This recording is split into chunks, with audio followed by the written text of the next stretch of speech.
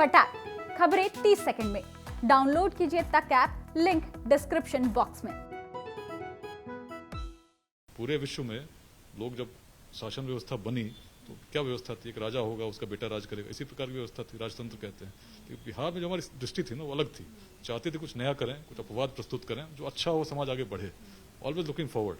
तभी इतने बड़े विशाल क्षेत्र में जो उत्तर बिहार में बज्जी महाजनपद था उसमें वैशाली स्थापित हुई। और वैशाली एक जगह थी जिसने उस समय प्रमाणित किया कि कोई भी व्यक्ति शासन कर सकता है और उसको हम चुन सकते हैं।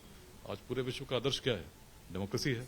लेकिन उसका पहला यदि कहीं प्रमाण मिलता है तो वैशाली में मिलता है। कौन ऐसे लोग होंगे? किसी भी क्षेत्र में हो सकता था, लेकिन बिहार में क्यों हुआ? दृष्टि उस समय से अलग थी, उपनिषद काल से अलग थी, बाद में वैशाली स्थापित हुई।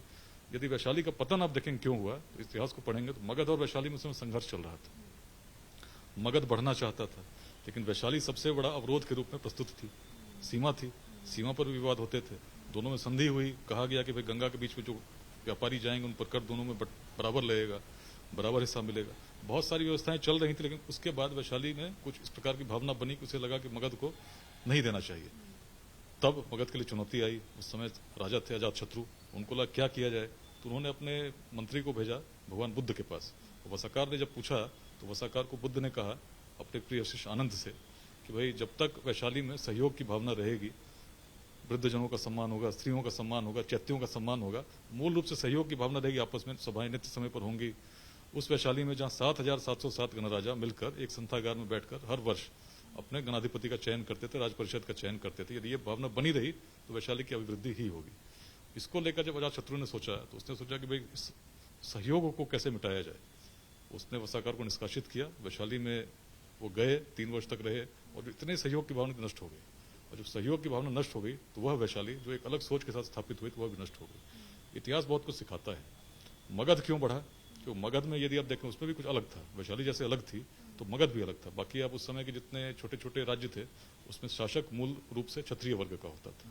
लेकिन मगध की यदि आप प्रारंभ से ही देखें, आप जरासंध की बात करें तो बहुत पुरानी बात महाभारत की हुई। इतिहास में यदि हम झांकते हैं तो इतिहास में हम देखते हैं कि भाई नंदवंश कहाँ से आया था, किस वर्ग के थे। क्या उस समय कोई ऐसा क्षेत्र था जहां ये कल्पना हो सकती थी कि समाज के निम्न वर्ग से आने वाला व्यक्ति भी शासन कर सकता है?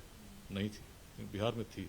तभी तो जब आचार्य विष्णुगुप्त भी निकले तो क्या उन्होंने कभी यह प्रश्न किया कि जो व्यक्ति जिसका वो चयन कर रहे हैं, जिसमें भारत के सम्राट का रूप देख रहे हैं, किस वर्ग से आता है? उन्होंने तो एक बालक दिखा, बालक में क्षमता देखी, उन्होंने क्षमता को ग्रहण किया और उसकी माता से जाकर उनको दान में मांगा और देखिए इतिहास बदल गया। अखंड भारत का साम्राज्य स्थापित हुआ सहयोग की भावना से। छोटे छोटे राज्यों को, गणराज्यों को जोड़कर हम स्थापित हुए और ऐसी भावना थी।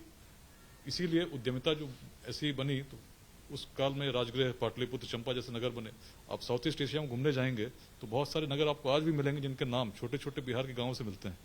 और देशों की बात कर लीजिए तो वियतनाम 1500 वर्षों तक चंपा के नाम से जाना जाता था। चंपा कहाँ थी? बिहार का भागलपुर था। तो आज यदि मैं देखता हूं कि बिहार में जो चीजें बदल रही हैं, जो चीजें जैसी होनी चाहिए थी, बच्चों से पूछते हैं, युवाओं से पूछते हैं, भाई ये बताओ तुम इतिहास कैसा था, तो हर व्यक्ति बोलता बड़े गर्व से बहुत अच्छा था। वर्तमान के बारे में बोलते हैं तो बड़ा बोलता नहीं, कुछ चीजें ठीक नहीं चल रही। और भविष्य के बारे में जब पूछते हैं तो बोले जब ऐसा चल रहा होगा भविष्य कैसा होगा। लेकिन ये दृष्टि उस क्षेत्र में जिसके पूर्वज ऐसे रहे हों, जब कुछ नहीं था। मैं तो ये सिंपल कहता हूँ भाई जब कुछ नहीं था, रोड नहीं थे, टेक्नोलॉजी नहीं थी आज की तरह कुछ, तब तो तुम ये कर रहे थे।